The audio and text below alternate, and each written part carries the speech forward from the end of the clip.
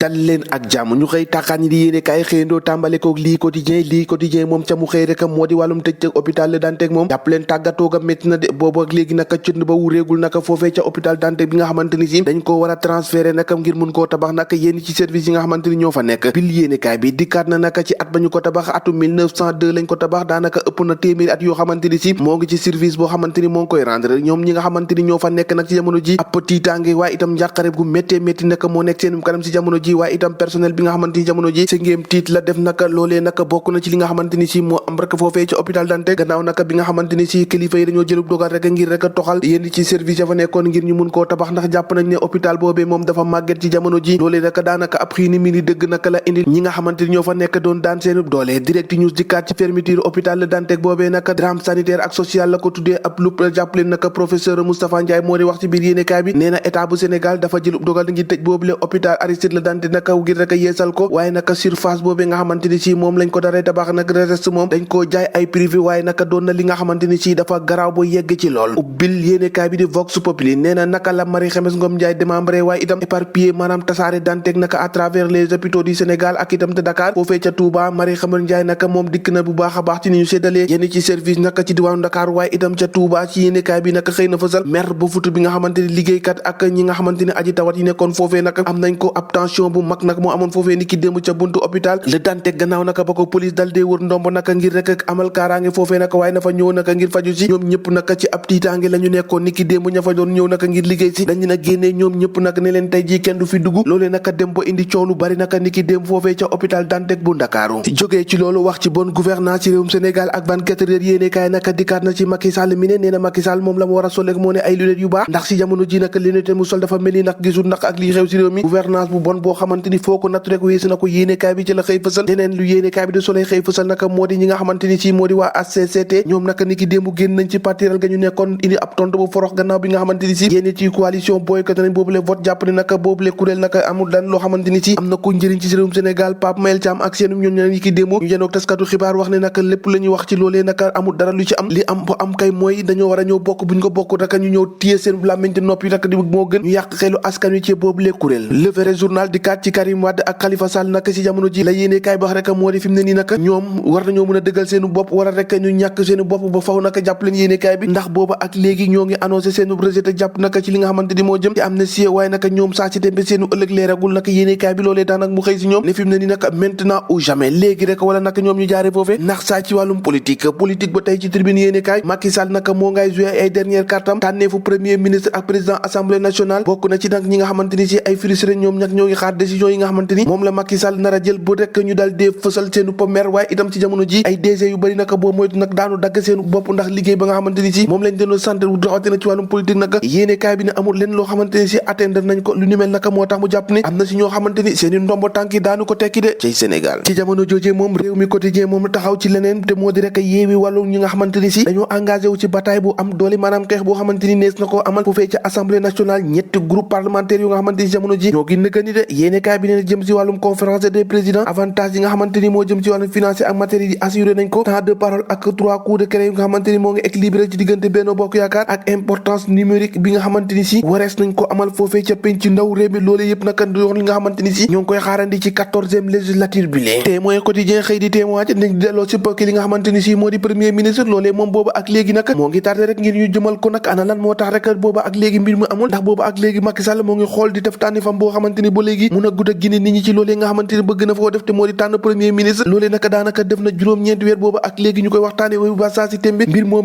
mu jéggula antu lu ni mel nag moo tax l'observateur ne nomination futur premier ministre boobee Macky Sall moom si jamono ji bopp ba naka mu ngay xiini mii ni ci lëf loolee naka jàppale naka révélation yi nga xamante ni moom mooy plan A pour mën rek di nouvelle exigence yi nag ana lu tax rek tànn premier ministre mujjee doon lu difficile nag yéene kaay bi di l'observateur tey na koo fësal ci lu yaatu ci xëtam bu njëkk sëy ba nag ana lu tax mu tax si diggante yeewi ak wàllu nag yéene kaay bi di Walfadjri ci la xëy ndax diggante Abdoulaye Wade ak ñi nga xamante ni ñoo faree ci yeewu askan wi nag sëy ba neexagut ndax ñoom dàpp nañ ne ñoom waa wàllu nag bëgg nañoo taxawal seen groupe parlementaire bu ñu demee ci assemblée nationale ndax jàpp nañ ne lëngoo ak ñooñe moom du lu mun a nekk fi mu ne nii yéene kaay bi nag di dikkaat ci la anatu tax rek loolee dal dee tas li bëgg a tas yaakaaru askan wi moo di rek li nga xamante ni si moo di tànneefu premier ministre Ngouda Mboup ci biir yéene kaay bi di alerte moo di li Macky Sall def nag ab violation continue boo xamante ni si moo ngi ñeel constitution bi ndax boobu ak léegi waroon na tànn premier ministre waaye boobu ak léegi tànnagul ko lu ñu mel nag moo tax Ngouda Mboup ne lii moom wàllum violation violation maanaam salfaañe constitution bi rek la lalu waaye nag enquête yéene kaay xëy na enquête boo xam rek retard boobee maanaam yéexte boobee ana lan moo ko waral nee na jàpp na nag fi noonu ne Macky Sall nag dafay tende fal ngir rek gën a yokk li nga xamante ni si moo di ay député ci assemblée nationale ndax su ko defee nag dina xool boo xam ndax am na ñoo xamante ni war nañoo jógee ci camp bale ñoo si camp am déet loolee moo tax nag enquête yéene kaay ne moom rek moo tardeel li nga xamante ni moo di tànnee fa premier ministre booba ak léegi ñu koy waaj di ñu waggut nag lendemain incertain pour le parti socialiste yéene kaay bi de évidence nee na nag ëllëgu parti socialiste jamono ji ci ab guddi la boo xamante ni bët setagul ndax booba ak léegi nañu taxawee kenn xamu ko nga ni ma lan libération di kaat ci leneen te moo di Akon City bi nga xamante ni ñaari at ak léegi ba ñu tegee xeer bu njëkk ba waaye nag ba saa si témbee foofee boo fa demee nag ñaxum neen nga fay fekk banderole bi nga xamante ni moom lañ fa tegoon rek ngir wane projet bi na mu bindoo ak na mu war a mel banderole boobee sax yéene kaay boo fa demee nag dootoo fa fekk dara lépp naka nax saay cay Sénégal mun nañoo tàmbali de waaye yeggale gee jafe départu gaynde arrivé muus jaageen jëf ñoo ko déggandoo ba ëllëg